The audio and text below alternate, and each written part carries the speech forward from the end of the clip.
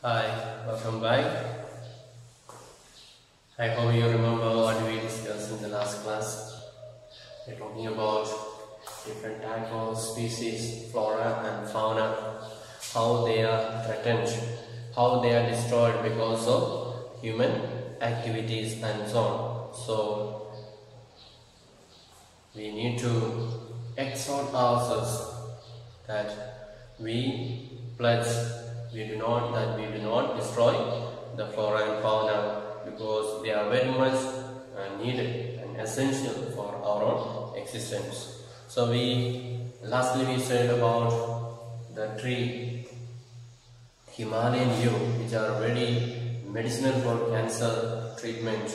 People are overusing it and thousands of trees have been dried up because of human overusage. So like that there are so many other species are there which are not taken care. Instead they are extracted so much again the maximum, and so in that process the trees are getting destroyed.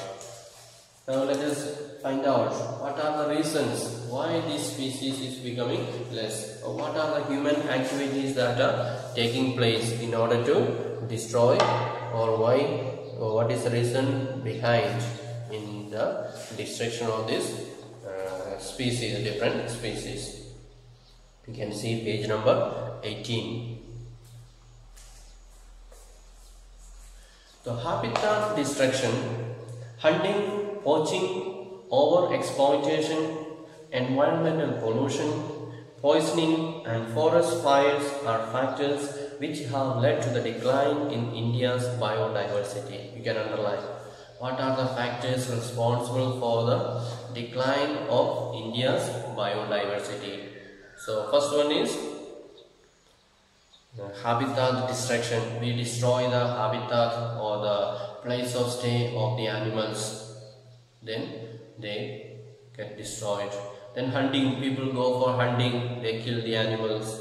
Then poaching, that also is same. They kill they catch the animal for their precious things, for teeth, nail, horns, all this they take out for business purpose. Then over exploitation, we use the thing too much, like the trees, we extract so many things and at the end the tree dies. Then environmental pollution, we use so many things in this earth. We use vehicles, that smoke comes out, the smoke from the factories, the waste from the factories, all these are causing pollution in the environment, and that is also causing the destruction of species. Then poisoning, we use a lot of pesticides in the agricultural land, so that also is a poisoning and it is affecting badly the health of the species. Then there are forest fires. So very often we can hear in the news or in the newspapers that there have been forest fires occurring very regularly. Recently also we heard in Australia there was wildfire which was going on for many days. People could not put off the fire. The fire engines came but they struggled hard.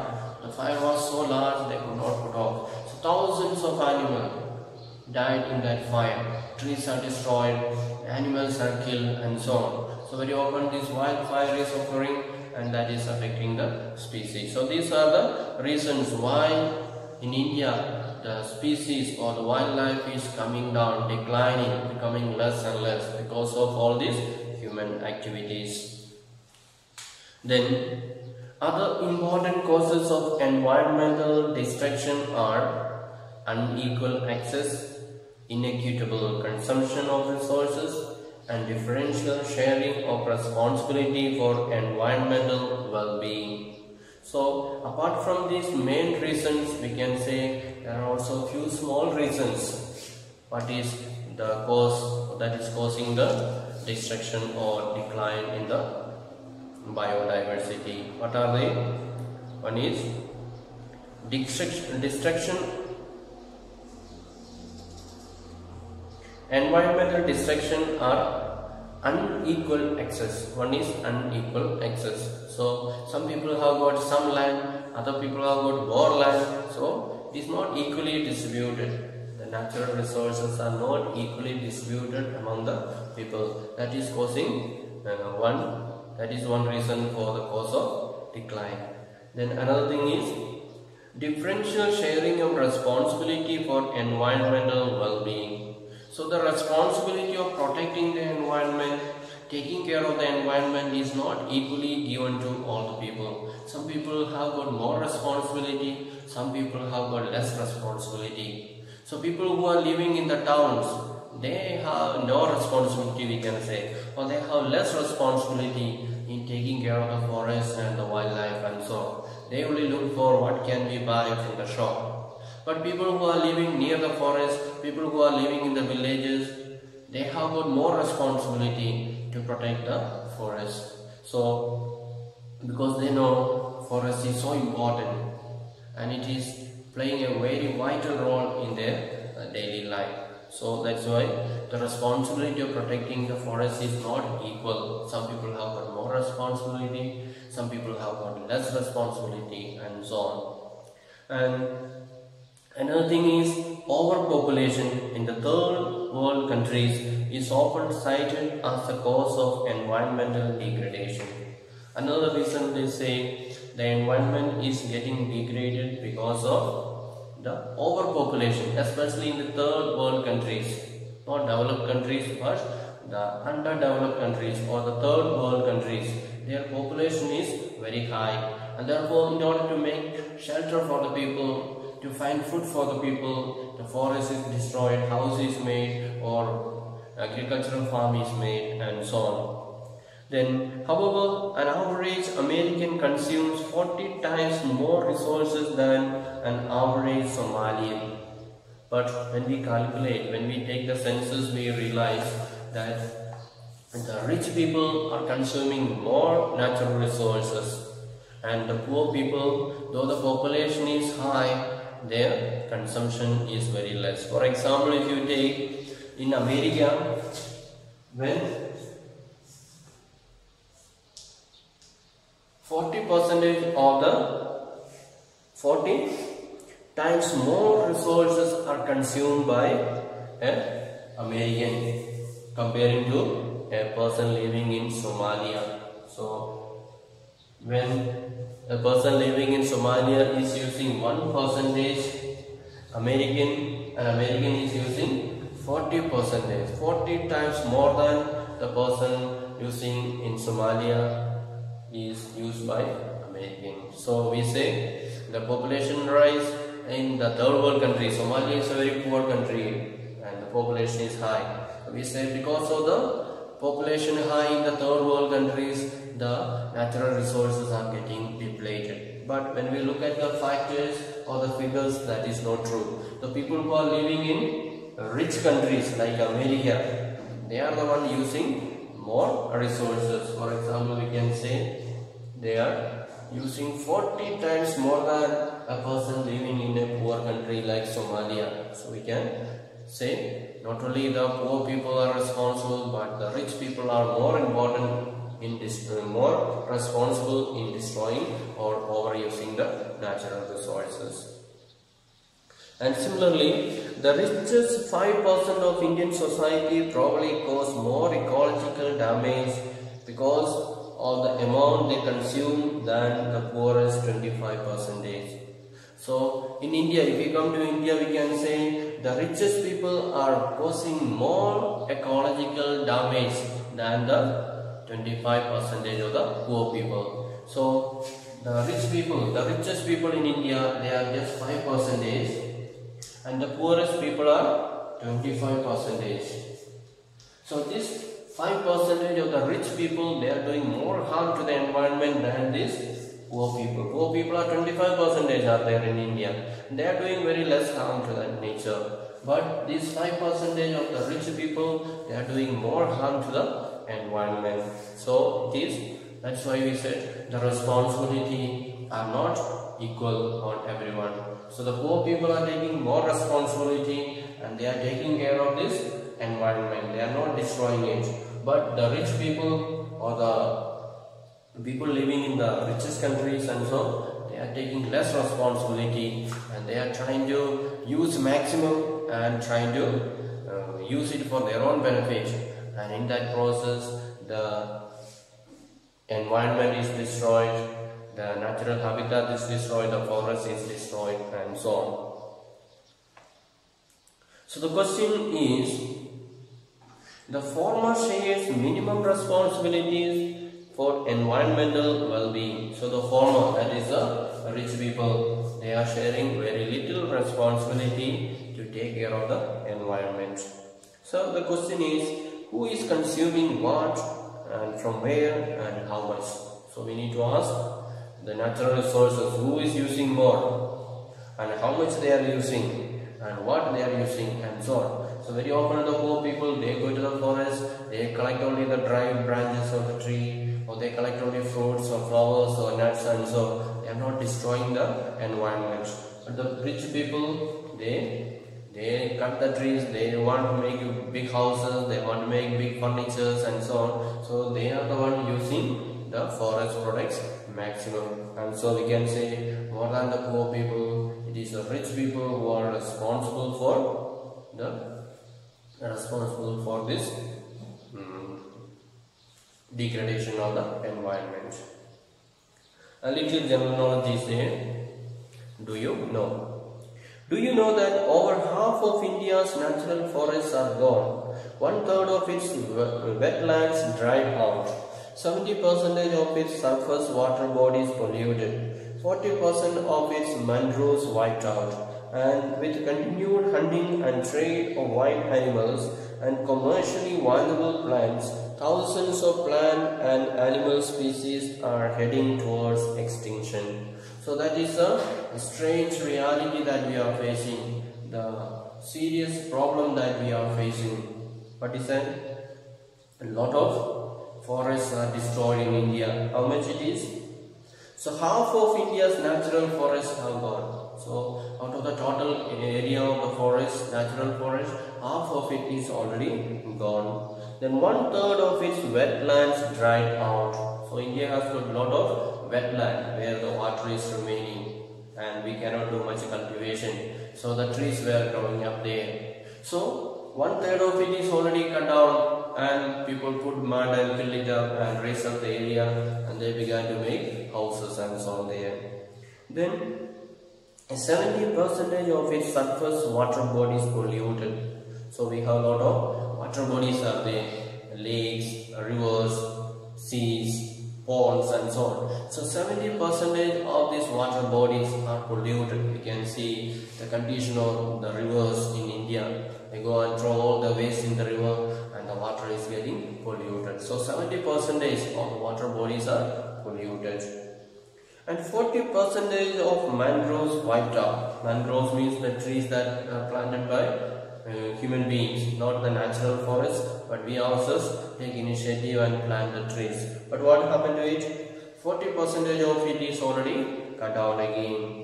And with continued hunting and trade of wild animals, so we continue to go for hunting of wild animals, and we do trade, we do business with the parts of the animals, the teeth, the nails, and so on.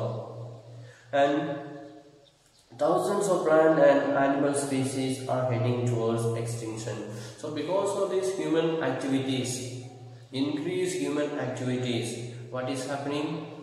The animals are suffering, the plant species are suffering, they are becoming shorter and shorter, or lesser and lesser, and so they have to be in extreme care, otherwise these things will be destroyed completely. And so we need to reduce the human interference into this nature, and we need to have that priority of protecting the nature, otherwise we ourselves will be the sufferers. Then the destruction of forests and wildlife is not just a biological issue. So the destruction of forests and wildlife is not only just a biological issue. The biological loss is strongly correlated with the loss of cultural diversity. So the biological issue is that life is lost because of the natural, the destruction of natural forests. The life is lost, life of animals, life of plants, everything is lost. But together with that, we can say it is also loss of culture. The human beings or the earth's culture and diversity, everything is destroyed. Such losses have increasingly marginalized and impoverished many indigenous and other forest dependent communities who directly depend on various components of the forest and wildlife for food, drink, medicine, culture, spirituality, etc. So when we destroy this forest, what is happening? There are so many other people are there in our country who are living at the borders of forest or within the forest itself. Without destroying the forest, they live in a very nature friendly way. They completely depend on the forest for their daily life, for collecting fruits, collecting medicines, collecting vegetables, leaves. So everything that is available in the forest, they make use of it without destroying the forest. So when we go and cut down the trees, we are destroying their life, we are destroying their livelihood, and their relationship with the nature is broken. We are blocking them from entering into the forest and sustaining their life. So that is another problem that we are causing to the human beings themselves. They have got that cultural intensity with the nature, with the trees. It is said earlier, when people went for cutting down the trees, the people in the village went and hold on to the tree and said, we will not allow our trees to be cut down. So much of intimacy is there. They love the forest, they love the nature, and that has become part of their culture. So when the government or some other individuals, companies, mining companies, when they go and cut down the trees, we are breaking these people from their relationship to the forest, to the nature, and we are destroying their culture. That is what is happening in our country. And within the poor, women are affected more than men. So when these forests are destroyed, it is the women are affected, especially among the poor villages. The women are mostly affected by the destruction of these forests. Let us see how. In many societies, women bear the major responsibility of collection of fuel, fodder, water, and other basic sustenance needs. So in most of the villages, women are responsible for looking after the family. They have to go and carry water, they have to go and carry and search firewood, they have to go and look after the animal, food, all that. So it is the responsibility of women in most of the villages.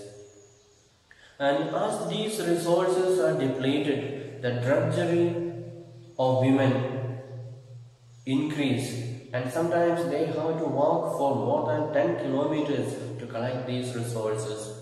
So when these trees are cut down, the water sources are dried up, the nature, the climate becomes hotter and hotter, and as a result, the water sources are not found in the nearby. Sometimes in some villages, women have to walk 10 kilometers. Imagine, 10 kilometers they have to walk. So almost a whole day they have to walk to reach 10 kilometers in order to carry water. So their whole day is lost. They have to go early morning to get water, and they have to come back. They have to look after the children, they have to look after the animals, they have to prepare food.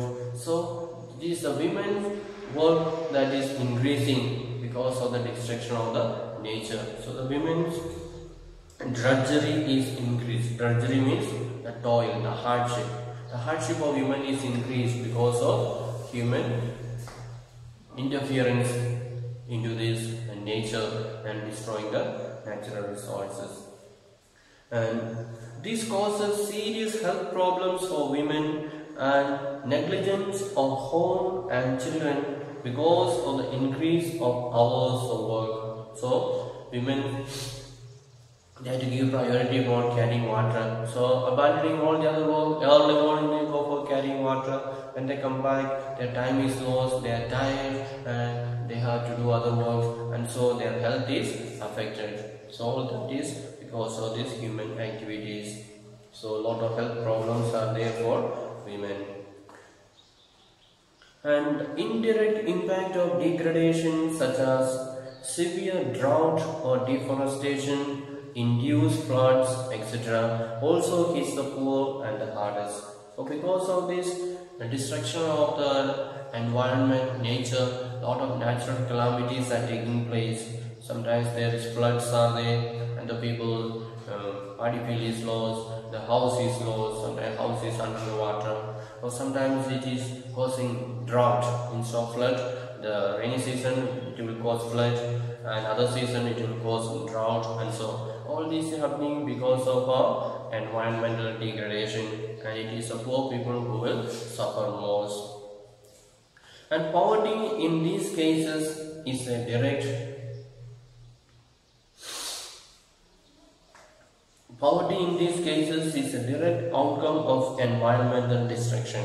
So these poor people, they continue to remain poor. What is the reason? Because the environment is changed and they are affected very badly. The rich people can manage easily, they have got so many other sources, but the poor people, they have no much sources, therefore they continue to remain in the nature, in their surrounding nature, and if that is changed, then their life is hit very hard. They have to suffer, they have to find difficulties in finding out, meeting their daily needs and so on.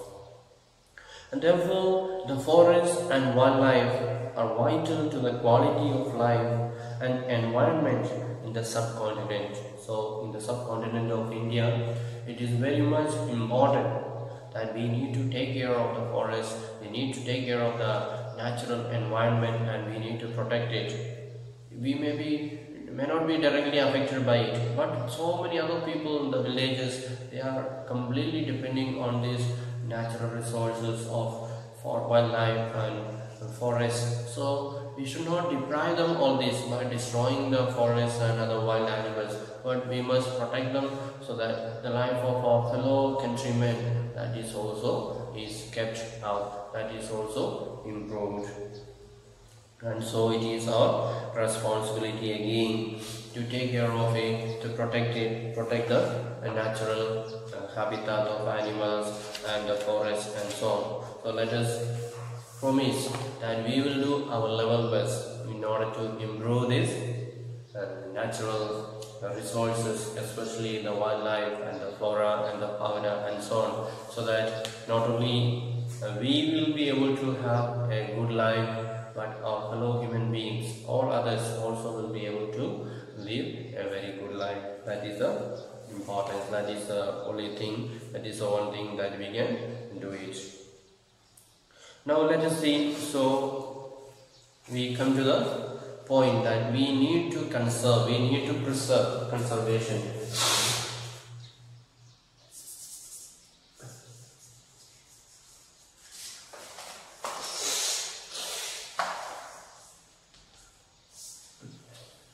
So we need to see, we need to realize that it is our responsibility, it is the most important task that we need to do, that is to conserve it, to preserve our own life and also to preserve the life of our fellow human beings, especially people in the village, poor people in the village.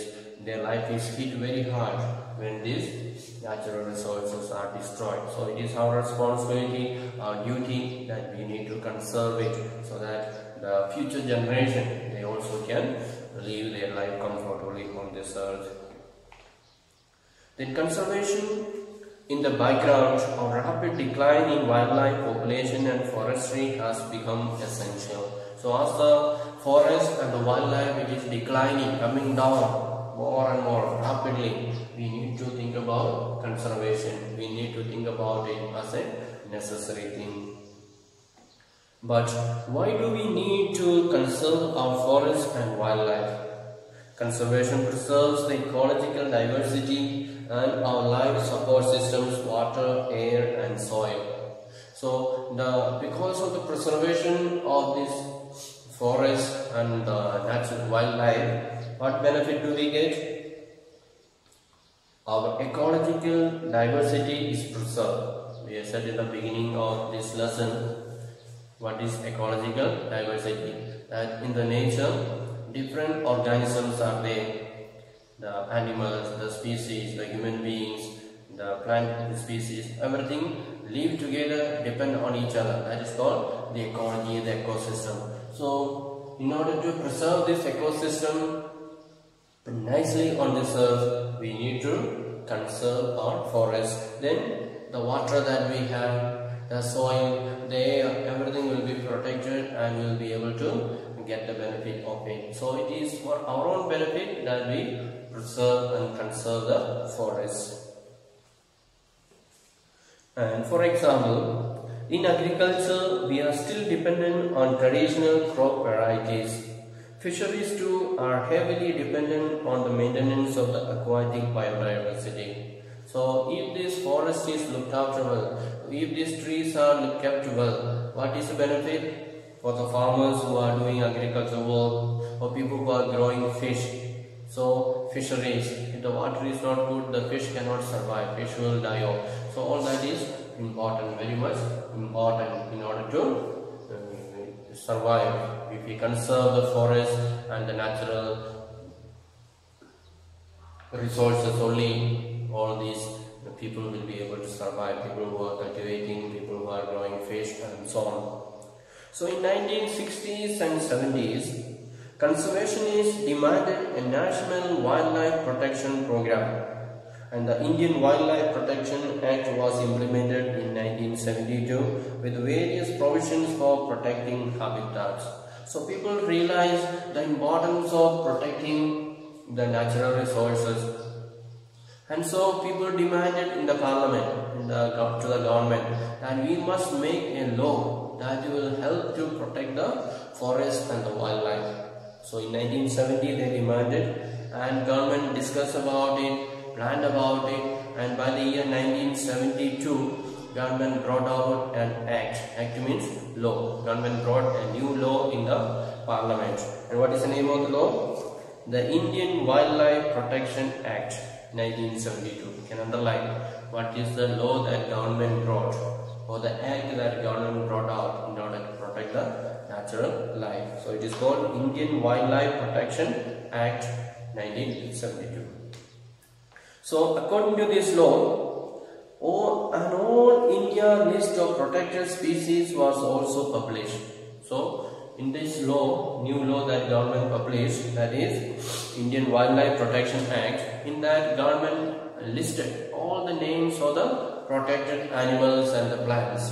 So anyone who is killing that animal that is in the list, or the tree that is there in that list, they will be punished under this law.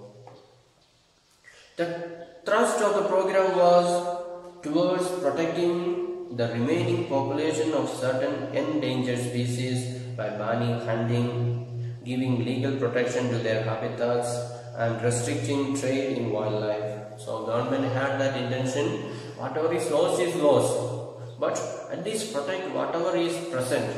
So the animals, the hunting is prohibited, the cutting down of the trees are prohibited, the destroying of the habitat of the animals is prohibited. So all that is restricted, and anyone who does that, they will be punished, so that the animals can live freely in the forest and their number will not be reduced, but it will be kept up.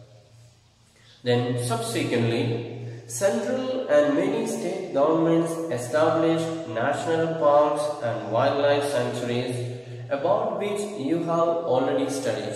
So as per the government's direction, we can see in the many parts of the countries we have national parks are there, where animals are kept safe, so people can go and visit and so on. So the natural parks are there, all that is for helping the animals to grow. Also wildlife sanctuaries are there.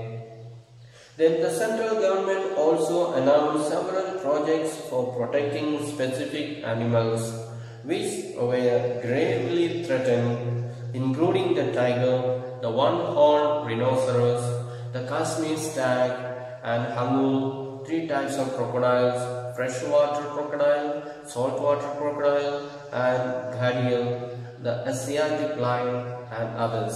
So according to the different plans of the government, different projects and programs of the government, several animals that are under the threat of extinction. They were protected in these wildlife sanctuaries.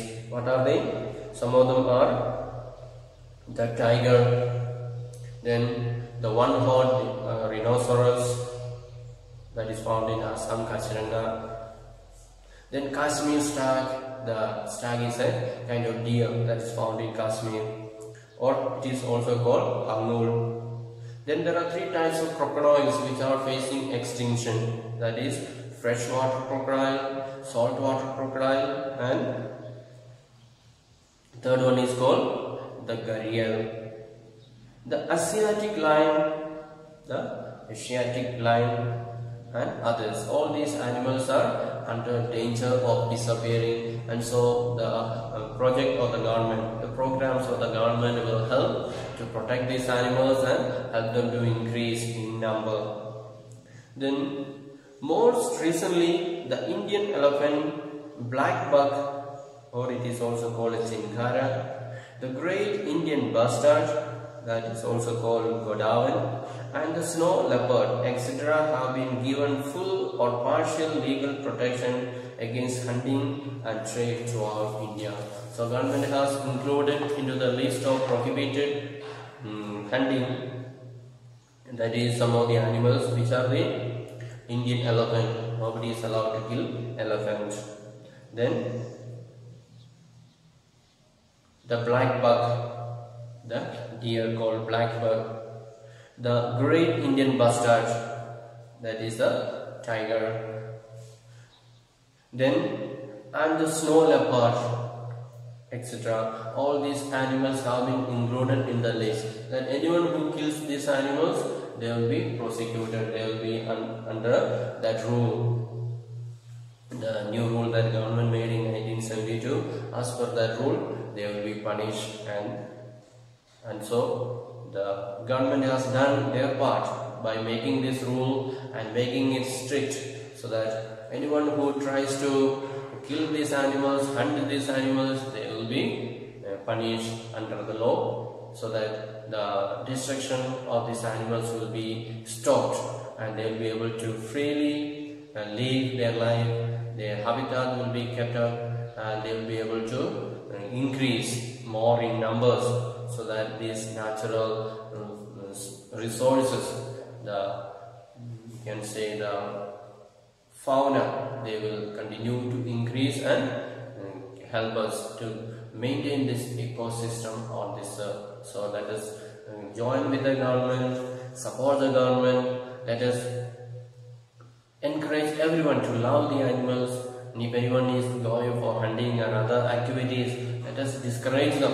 Let us not destroy these animals and reduce the quality of the earth, but let us help to grow together with the nature and make the nature more and more beautiful. So that is the task that is laying ahead of us.